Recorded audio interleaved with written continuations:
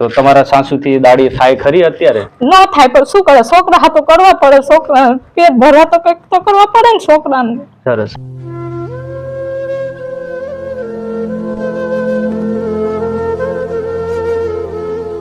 નમસ્કાર દર્શક મિત્રો, જીવ મૈત્રી યુટ્યુબ સેવાના માધ્યમ દ્વારા આજે અમે સુરેન્દ્રનગર જિલ્લાના લીંબડી તાલુકાના દેવપરા ગામે આવ્યા છીએ કે જ્યાં એક જરૂરિયાતમંદ પરિવાર વસે છે, તેને થોડી મદદ કરવાનો પ્રયત્ન કરીએ છીએ અને આજના દાતાશ્રી તરીકે ભગવતી કિરાણા સ્ટોર ધંધુકા તરફથી છે કે જેમને એક જરૂરિયાતમંદ પરિવારને રાશન પૂરું પાડવા માટે અમને પ્રેરિત કર્યા છે.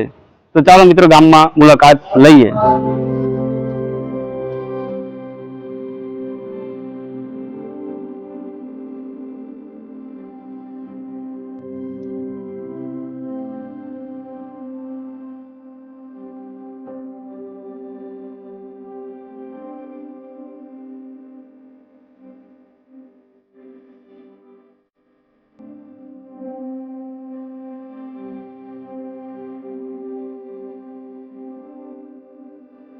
નમસ્કાર દર્શક મિત્રો, આજે જીવ મૈત્રી યુટ્યુબ સેવાના માધ્યમ દ્વારા સુરેન્દ્રનગર જિલ્લાના અને લીંબડી તાલુકાના દેવપરા ગામે આવ્યા છીએ, જ્યાં એક પરિવાર છે એની અંદર કોઈ કમાઈ શકે તેવી સ્થિતિમાં નથી.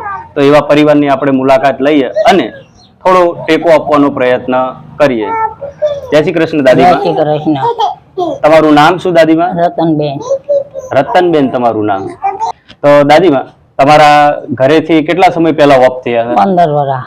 15 વર્ષ પહેલા તમારા ઘરેથી ઓફ થયા. અને તમારા દીકરાઓ કેટલા? એક દીકરા હતા. તો તેમને શું તકલીફ થઈ? એમને અટક આવી ગઈ. અટક આવ્યું. કેટલા સમય પહેલા? 3 વર્ષ બેઠું.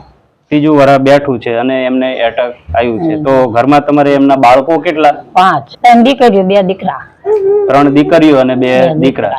તો અત્યારે તમારા ઘરમાં ઘરનું ગુજરાન ચાલે કોઈ નથી અત્યારે. તો તમારા દીકરાના વહુ તમારી જોડે જ રહ્યા છે? હા, જોડે રહે છે. ઓકે. આ ઘરમાં સાસુ વહુ ભેગા રહો છો, તો આ ઘરનું ગુજરાન કેવી રીતે ચાલે છે? મારી સાસુ દાડીએ જાય ચારેક, હું ચારેક જોઉં. મારા છોકરાને નાનો છે છોકરો, એટલે હું નથી જાતી. એટલે 5 બાળકો તમારે છે, તો એ બાળકો સ્કૂલે જતા હશે ખરા ને? જાય. 3 બાળકો સ્કૂલે જાય છે અને બાકીના તમે ઘરના ધ્યાન રાખો છો?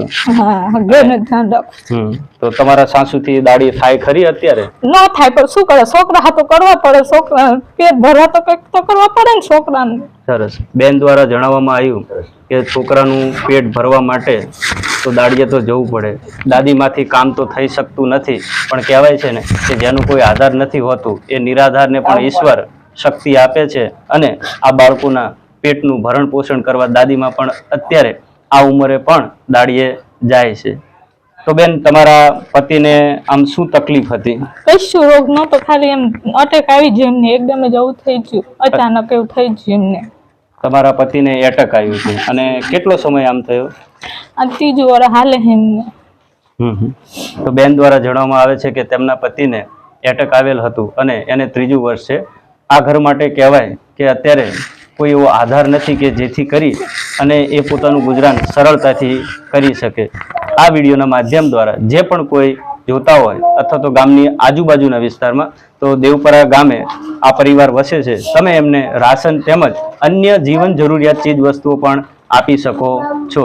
નમસ્કાર દર્શક મિત્રો, જીવ મૈત્રી યુટ્યુબ સેવાના માધ્યમ દ્વારા આજે અમે સુરેન્દ્રનગર જિલ્લાના લીંબડી તાલુકાના દેવપરા ગામે આવ્યા છીએ કે જ્યાં એક જરૂરિયાતમંદ પરિવાર વસે છે, તેને થોડો ટેકો આપવાનો પ્રયત્ન કરીએ.